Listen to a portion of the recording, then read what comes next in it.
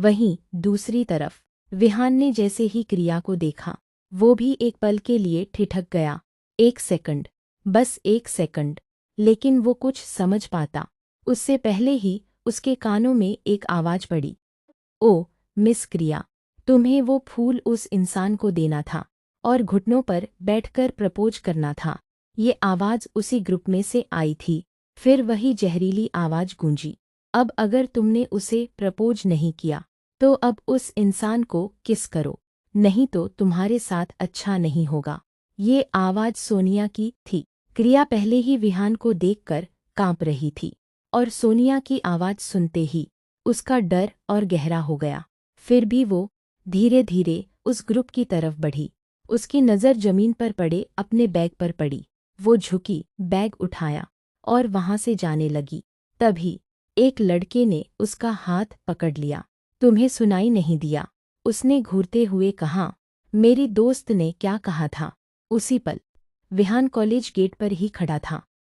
अब उसे पूरी तरह समझ आ चुका था कि यहाँ क्या हो रहा है।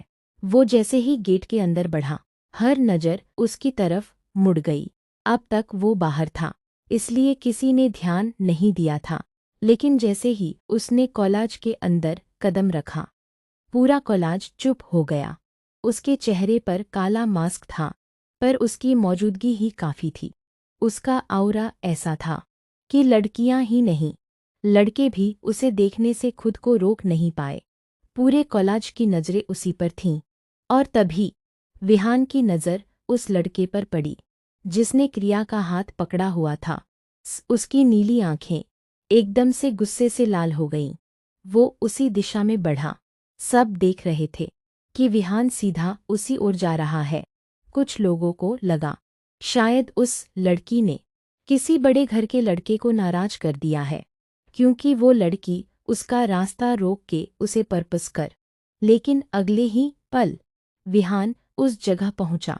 उसने उस लड़के का हाथ देखा जिससे उसने क्रिया का हाथ पकड़ा हुआ था, और बिना किसी चेतावनी विहान ने उसी हाथ को पकड़ा। पहले उसने क्रिया का हाथ अलग किया और फिर उस लड़के के हाथ को पूरी ताकत से मरोड़ दिया। एक दर्द से भरी चीख पूरे कैंपस में गूंज उठी। सबके मुंह खुले के खुले रह गए। कई लोगों ने डर से अपने मुंह पर हाथ रख लिया। क्रिया भी सन्न रह गई। डर के मारे वो 2 कदम पीछे हट गई। विहान ने ठंडी, बेहद खतरनाक आवाज में कहा, तुम्हें उसका हाथ पकड़ने की हिम्मत कैसे हुई? उसकी आवाज इतनी ठंडी थी कि वहां खड़े हर इंसान की रीढ़ की हड्डी तक सिहर गई। ये कहते हुए विहान ने उस लड़के का हाथ एक बार और मरोड़ दिया। लड़का और जोर से चीख पड़ा। क्रिया तो जैसे डर से सुन्न हो चुकी थी। ये दूसरी बार था जब वो विहान का ये रूप देख रही थी। पहली बार दूर से, आज इतने पास से। उस लड़के के दोस्त डर से पीछे हट चुके थे, फिर भी हिम्मत करके बोले, तुम कौन हो? हमारे दोस्त को छोड़ दो। ये क्या किया तुमने? विहान ने उस लड़के को छोड़ा नहीं, बस एक बार उन सबको देखा और उसी पल सबकी जुबान बंद हो गई। तभी प्रिंसिपल भागते हुए वहां पहुंचे। माहौल देखकर वो भी हैरान रह गए। कुछ पल तक बोल ही नहीं पाए, फिर डरते हुए बहुत ही संभल कर बोले, मिस्टर विहान, अगर आपने पहले बता दिया होता तो हम खुद आपको लेने आ जाते। यहाँ क्या हो रहा है? क्या इस लड़के ने आपको परेशान किया? प्रिंसिपल जिस सम्मान से विहान से बात कर रहे थे, उसे देखकर सब और ज्यादा हैरान थे। जिस इंसान ने एक लड़के का हाथ तोड़ दिया, उसी से प्रिंसिपल इतने आदर से बात कर रहे थे। विहान ने आखिरकार उस लड़के का हाथ छोड़ा। लड़का अपने हाथ को पकड़कर जमीन पर बैठ गया। दर्द से रो रहा था। शायद उसका हाथ टूट चुका था और क्रिया बस खड़ी थी। डर, हैरानी और सन्नाटे के बीच विहान ने क्रिया को कॉलेज में देखकर इतना वायलेंट रिएक्शन क्यों दिया? क्या ये सिर्फ गुस्सा था या कुछ और छुपा हुआ है? जिस अनाथ आश्रम का नाम फाइल में देखकर विहान चौंका था, उसका क्रिया से क्या रिश्ता है? क्या क्रिया सच में वही लड़की है जिसे विहान ढूंढ रहा था।